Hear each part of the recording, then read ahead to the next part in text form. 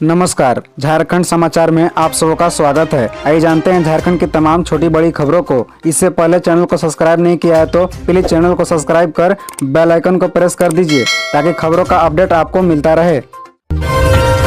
धनबाद अग्नि हादसा, मृतक के परिजनों को 4 लाख और घायलों को होगा समुचित इलाज। सीएम हेमंत सोरेन ने दिए निर्देश।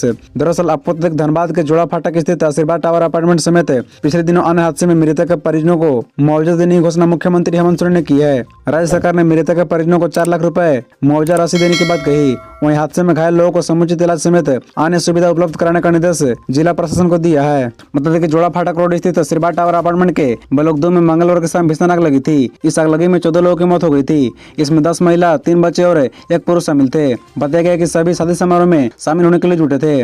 मरने वालों में दुल्हन के 5 परिजन शामिल हैं। आपको बता दें कि आग लगने के बाद 11 मंजिला आशीर्वाद टावर में अफरा तफरी मच गई थी। ऊपर के तले के अधिकतर लोग जान बचाने के लिए छत पर भाग गए, जबकि कई लोग नीचे की ओर भागे। छत पर जाने वाले लोग सुरक्षित बच गए, जबकि नीचे उतरने की कोशिश करने वाले आग और धुएं से घिर गए थे। बिरसा कृषि विश्वविद्यालय का 7वां दीक्षांत समारोह 2 फरवरी को 1100 से अधिक स्टूडेंट को मिलेगी डिग्री। मतलब कि 2 फरवरी को बिरसा कृषि विश्वविद्यालय के 7वें दीक्षांत समारोह में कुल 1139 विद्यार्थी ग्रेजुएशन, मास्टर और पीएचडी की डिग्री प्राप्त करेंगे। विद्यालय में नवस्थापित 7 कृषि, बागवानी, मत्स्य, दूध प्रौद्योगिकी और कृषि अभियंत्रण महाविद्यालयों के छात्र पहली बार दीक्षांत समारोह में भाग लेंगे। समारोह के मुख्य अतिथि राज्यपाल रमेश बैस होंगे तथा भारतीय कृषि अनुसंधान परिषद के महानिदेशक डॉक्टर हिमांशु पाठक दीक्षांत भाषण देंगे। बीएयू के 24 विद्यार्थियों को गोल्ड मेडल दिया जाएगा। इनमें 3 विद्यार्थियों को अपने सत्र में किसी भी पाठ्यक्रम में सर्वोच्च ओवरऑल ग्रेड पॉइंट एवरेज हासिल करने के लिए चांसलर्स यूनिवर्सिटी गोल्ड मेडल प्रदान किया जाएगा। बजट 2023 झारखंड के राजनेताओं की नजर में कैसा रहा निर्मला सीतारमण का बजट।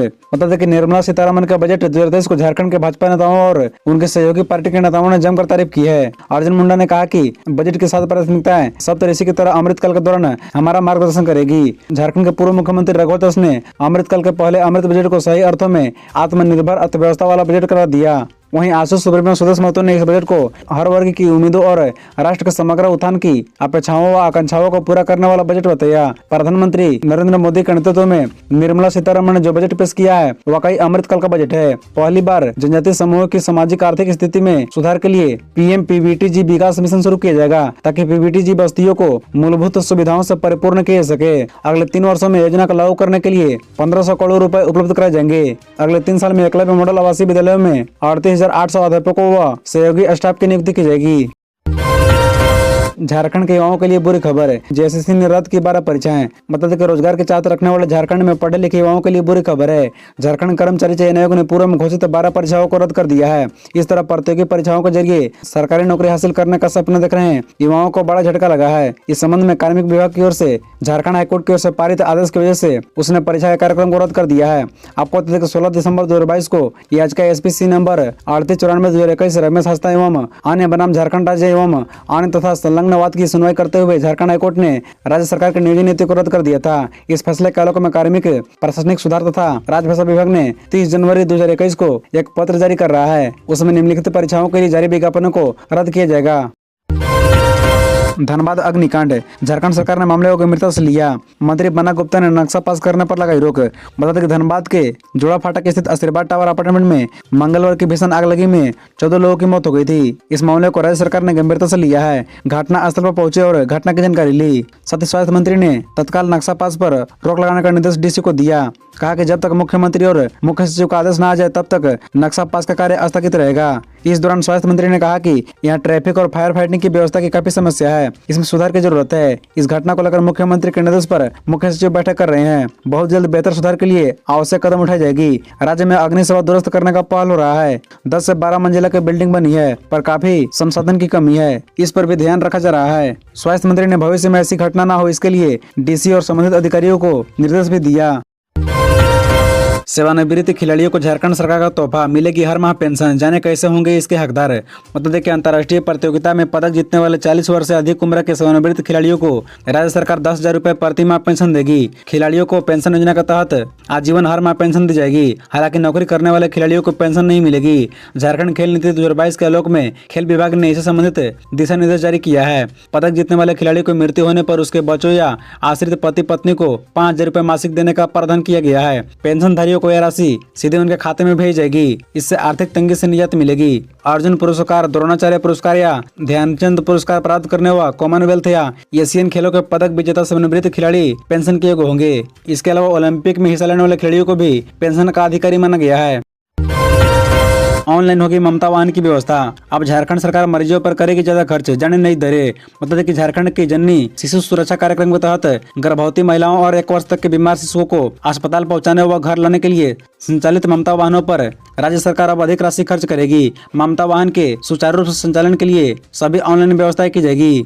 इन वाहनों में GPS सिस्टम लगाए जाएंगे और इसका संचालन एकीकृत कॉल सेंटर से होगा।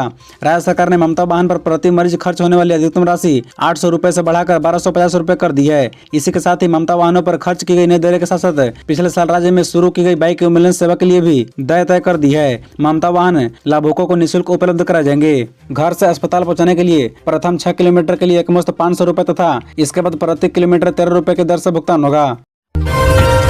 4 फरवरी को अमित शाह झारखंड में फिर फूकेंगे चुनावी बिगुल। देवघर में करेंगे रैली, चलेगी स्पेशल ट्रेन। दरअसल आपको बता दें कि 4 फरवरी को जसीडीह इंडस्ट्रियल एरिया में इफ्को के नैनो एरिया खाद कारखाने के शिलान्यास के बाद गृह मंत्री अमित शाह देवघर के संताल परगना में विजय संकल्प रैली के साथ लोकसभा का चुनावी बिगुल फूकेंगे। अमित शाह के विजय संकल्प रैली को सफल बनाने के लिए भाजपा प्रदेश की पूरी टीम 1 फरवरी से संताल परगना में कैंप करेगी। गोड्डा के सांसद निशिकांत दुबे ने बताया कि बुधवार से भाजपा विधायक दल के नेता बाबूलाल मरांडी गोड्डा में कैंप करेंगे, जबकि बुधवार को ही भाजपा प्रदेश अध्यक्ष दीपक प्रकाश कार्य समिति की बैठक में हिस्सा लेंगे। गृह मंत्री कार्यक्रम में जन भागीदारी सुनिश्चित करने के लिए 4 फरवरी को गोड्डा से देवघर के लिए स्पेशल ट्रेन चलेगी। यह ट्रेन 4 फरवरी को सुबह 9 बजे से गोड्डा रेलवे स्टेशन से जसीडीह रेलवे स्टेशन के लिए प्रस्थान करेगी। यही ट्रेन वापसी में शाम 5 बजे जसीडीह से गोड्डा के लिए प्रस्थान करेगी। झारखंड में सरकारी नौकरी के लिए मारामारी। 11,000 पदों के लिए 8 लाख आवेदन, 14 परीक्षा के जरिए होगी नियुक्ति। बता दें कि बढ़ती महंगाई के इस दौर में झारखंड का हर युवा सरकारी नौकरी की चाहत रखता है। वर्ष 2023 में बड़ी संख्या में युवाओं को नौकरी मिलने की उम्मीद है। पिछले वर्ष ही कम से कम 11,000 पदों के लिए वैकेंसी निकली थी। सरकारी नौकरी के प्रति झारखंड के युवाओं को आकर्षण का अंदाजा इसी बात से लगाया जा सकता है कि इन 11,000 पदों के लिए करीब 8 लाख आवेदन JPSC को पहुंचे थे, यानी एक पद के लिए 72 से ज्यादा दावेदार। झारखंड कर्मचारी चयन आयोग द्वारा जो नियुक्ति प्रक्रिया शुरू की गई थी उसमें कुल 11,000 पदों के लिए 8 लाख युवाओं ने आवेदन जमा किया था। इन 11,000 पदों को अलग अलग प्रतियोगी परीक्षाओं के जरिए भरा जाना है। JPSC की ओर से इसके लिए 14 प्रतियोगी परीक्षाएं आयोजित की जाएगी। उसमें सफलता हासिल करने वाले अभ्यर्थियों को ही सरकारी नौकरी मिल पाएगी। गढ़वा के धुरकी में अपराधियों को उत्पाद, सड़क निर्माण में लगे वाहन समेत अन्य मशीनों का किया क्षतिग्रस्त।